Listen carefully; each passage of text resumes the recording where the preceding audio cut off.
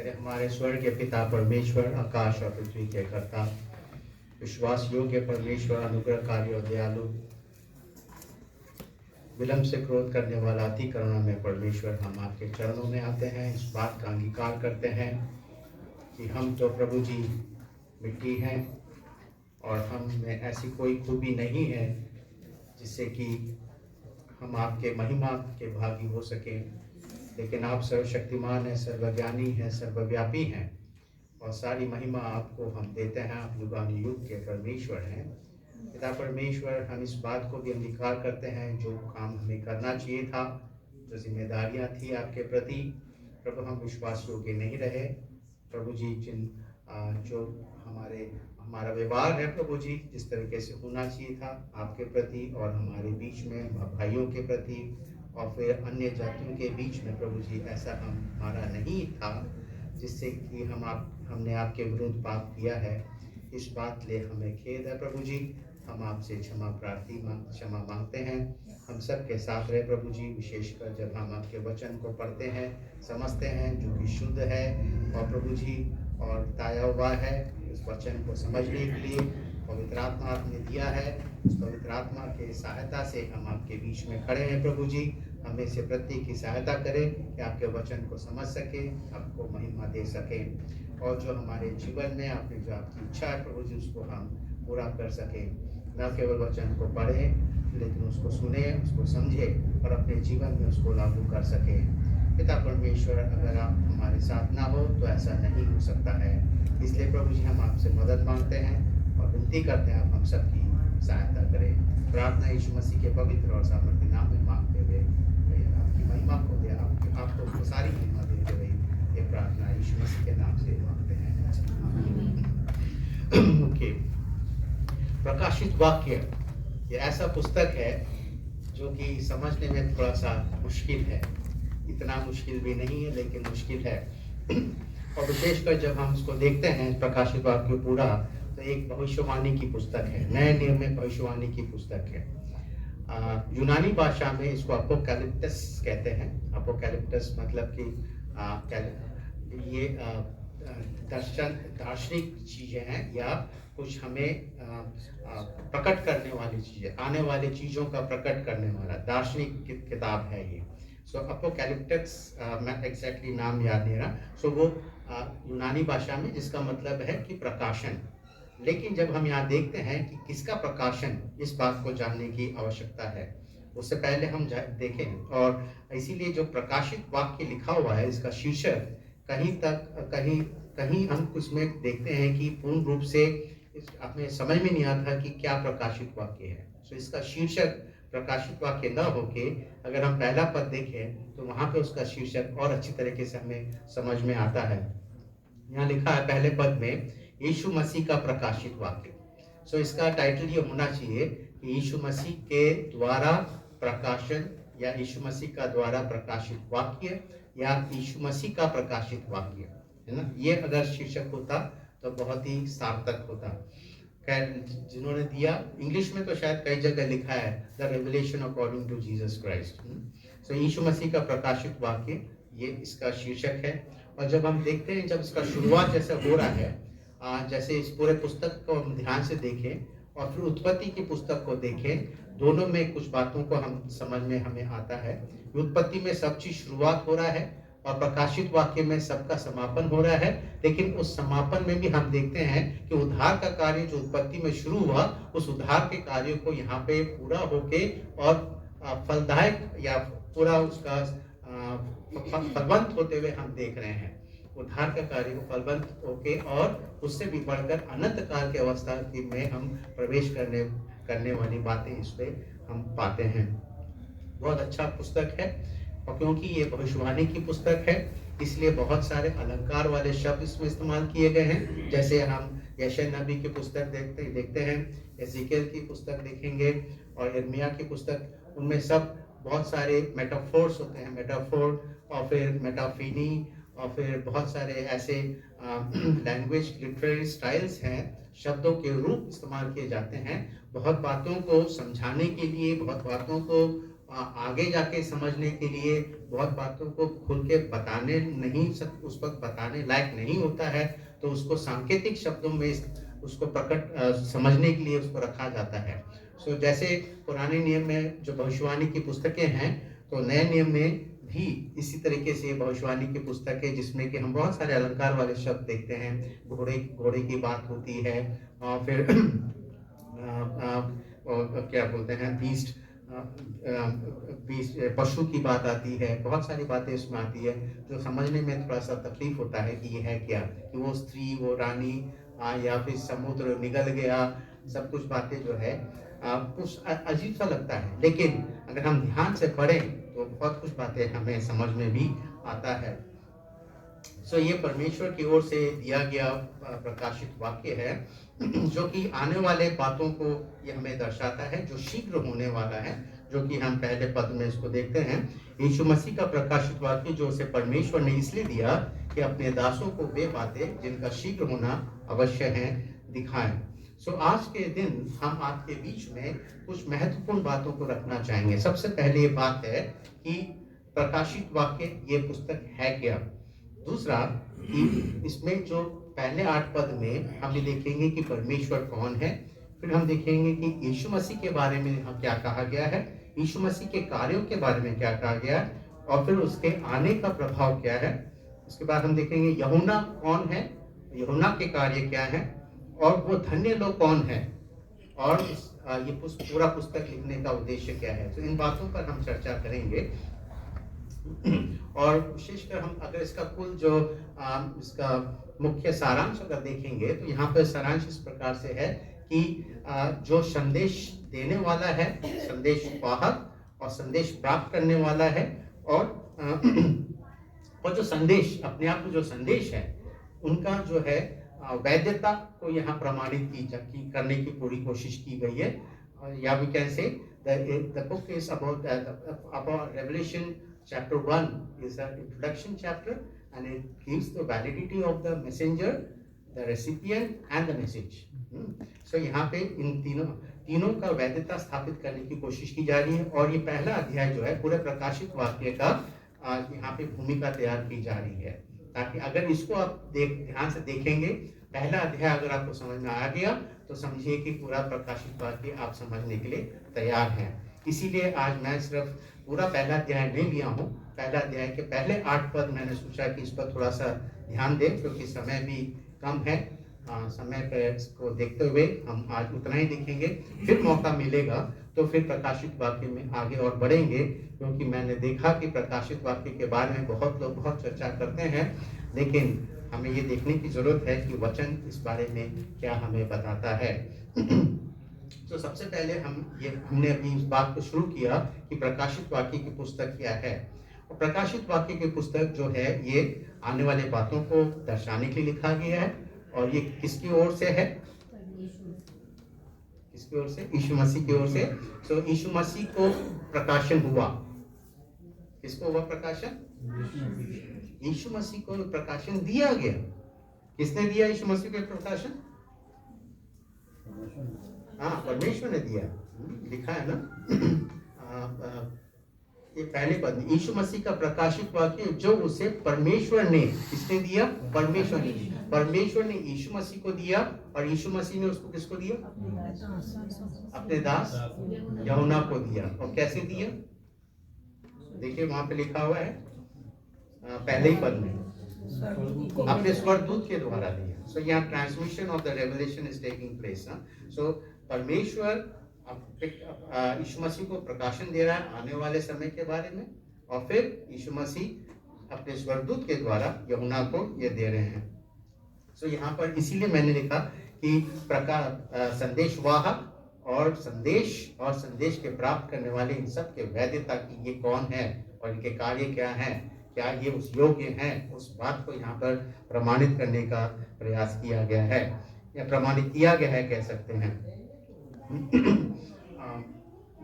और फिर दूसरी बात हम यहाँ देखेंगे कि यहाँ पर पहले 8 पद में परमेश्वर के बारे में क्या कहा गया है, परमेश्वर कौन है, परमेश्वर कौन है। 4 पद में हम देखेंगे, यूहन्ना की ओर से आसिया की 7 कलीसियाओं के नाम, उसकी ओर से जो परमेश्वर को कैसे यहाँ पे दर्शाया गया है?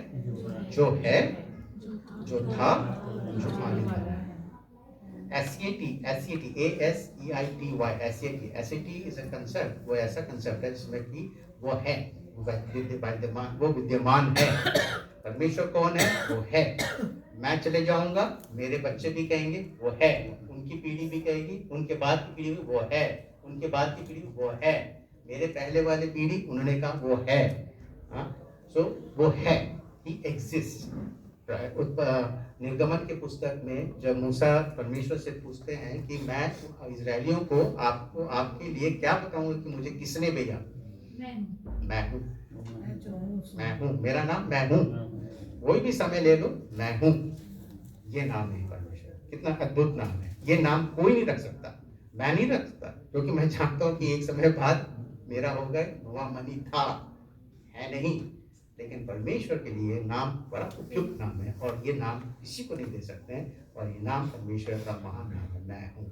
वही यहोवा भी, इसी यहोवा का मतलब भी वही है, वह जो विद्यमान है, मैं हूँ। सो यहाँ पर इसी बात को यूहन्ना इसमें प्रकाशित वाक्य में पूरे पुराने नियम के बातों को लेकर यहाँ पर उसको इस्तेमाल करके इस प्रकाशित वाक्य में हमें पूरी बातों को समझाने का प्रयास करें। परमेश्वर कौन है, ये सब पुराने नियम से लिया गया है। सब पुराने नियम अलग नहीं है, पुराने नियम को ही हम साथ में लेकर चल रहे हैं, और उन्हीं बातों को यूहन्ना इस बात को कह रहे हैं कि परमेश्वर कौन है। और छठे पद में हम देखेंगे परमेश्वर के बारे में लिखा है, और उसकी महिमा और पराक्रम युगान युग रहे। परमेश्वर की सारी महिमा और उसका पराक्रम जो है हमेशा हमेशा के लिए है, उसकी महिमा हमेशा हमेशा के लिए। मेरी महिमा आज है, कल नहीं है, वो हमेशा का नहीं। आपकी महिमा है, कोई भी हो, चाहे प्रधानमंत्री हो, चाहे कोई भी हो, एक दिन सबको खत्म होना है, लेकिन परमेश्वर की महिमा युगानुयुग है।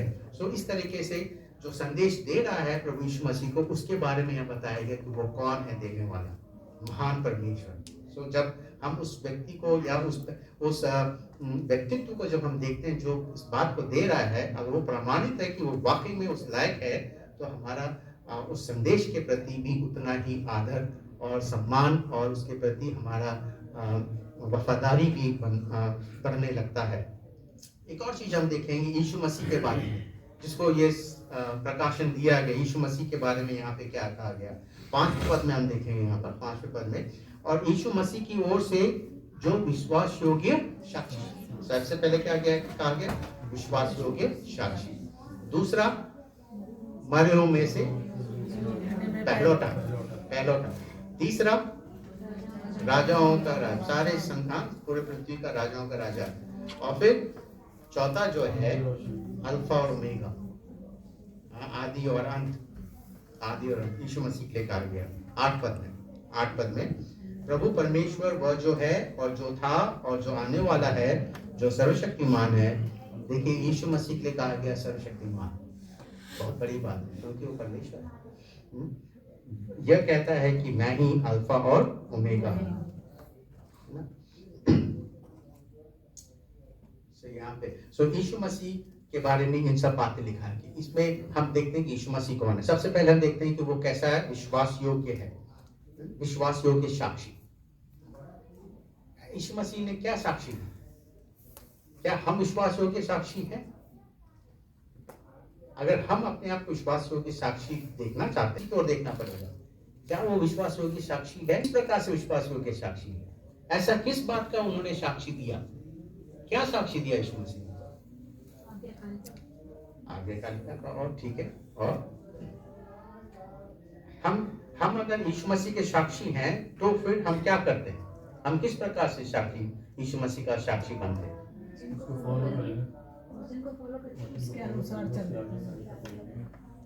ओके, एक कचहरी में एक गवाह है, वो साक्षी है, राइट? उसका क्या रोल है? जो उसने देखा है उसको प्रकट करना। एग्जैक्टली। एक गवाह का क्या रोल है? उसका भूमिका क्या है गवाह का? जो उसने देखा, जो उसने सुना, वो बताना। तो यीशु मसीह अगर विश्वास योग्य साक्षी हैं तो यीशु मसीह ने क्या किया? एग्जैक्टली। वो स्वर्ग से आया, जो कुछ उसने पिता को देखा, जो कुछ पिता ने उससे कहा, वो उसने किया।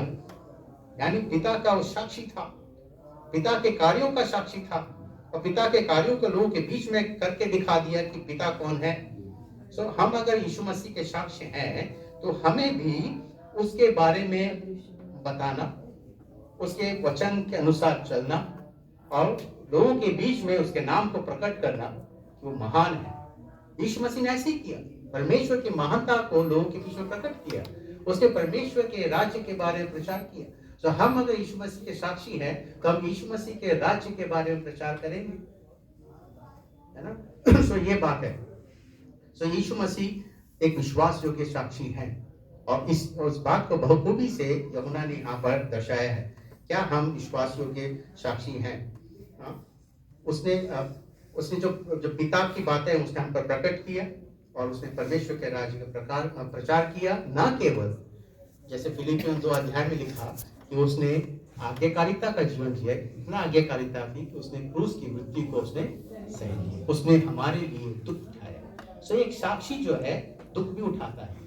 अगर हम एक साक्षी के लिए कहें कि वो संपन्न रहेगा, सब कुछ उसको मिलेगा, सब संकट दूर हो जाएगा, तो कहीं ना कहीं हम परमेश्वर के वचन को गलत तरीके से प्रचार कर रहे हैं। अगर हम किसी का साक्षी, अगर सही सच्चाई का साक्षी है हम, तो कहीं ना कहीं हमको दुख तकलीफ तो होगा, आपको विरोध का सामना करना पड़ेगा। जो विरोध का सामना नहीं करना चाहता है वो साक्षी नहीं बनना चाहता है। वो अपना काम सोचता है किसी तरह से मैं जीवन जी लूं, जीवन खत्म हो जाए, आराम से सबको खुश रखूं, कोई विरोध ना हो, तो हो गया आपका साक्षी का काम। यीशु मसीह ने सच्चाई को प्रकट किया, उसका विरोध उन्होंने विरोध को सहा, इतना तक कि क्रूस की मृत्यु को भी सहा।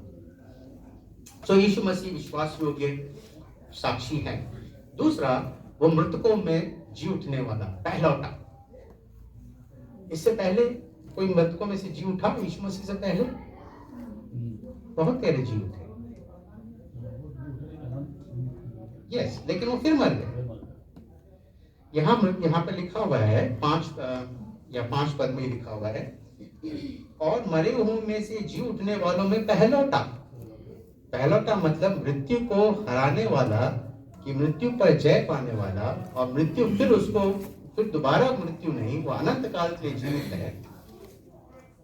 पहलौठा मतलब कि उसके बाद भी लोग हैं तभी ना पहलौठा है। अगर कोई है उसके बाद नहीं है तो पहलौठा कहां से? इसका मतलब ये है कि उसके साथ जो उस पर जो विश्वास करते हैं वो भी मर के जी उठेंगे। उनसे पहले, सबसे पहले उसने अपने आप को मर के जी उठ के सबको दिखा दिया कि देखिए, जो मेरे को विश्वास करेंगे वो भी मेरे समान मरेंगे तो सही, लेकिन मृतकों में से जी उठेंगे। यह हमारी जीवित आशा है। हाँ, यीशु मसीह तीसरे दिन जी उठे, हम उस दिन जी उठेंगे जिस दिन यीशु मसीह ललकार के साथ आएंगे बादलों में, जिसका वर्णन आगे है। और हम जो यीशु मसीह में मरे हैं वो मृतकों में से जी उठेंगे। क्या आपका ये विश्वास है? जिस दिन कभी भी अगर आपकी मौत होती है तो क्या आपको पूरा यकीन है कि आप परमेश्वर के साथ स्वर्ग में होंगे, या फिर आप कहेंगे कि इस पर आप कार्य कर रहे हैं या विचार कर रहे हैं? बहुत लोग कार्य कर रहे हैं, आज भी कार्य कर रहे हैं, सोचते हैं मुझे कुछ करना है, परीक्षा बहुत परेशानी में है। लेकिन यीशु मसीह ने मत्ती 11:28 में लिखा, हे बोझ से दबे हुए लोगों मेरे पास आओ। लेकिन नहीं, हमको तो करना है, हमें विश्राम नहीं चाहिए।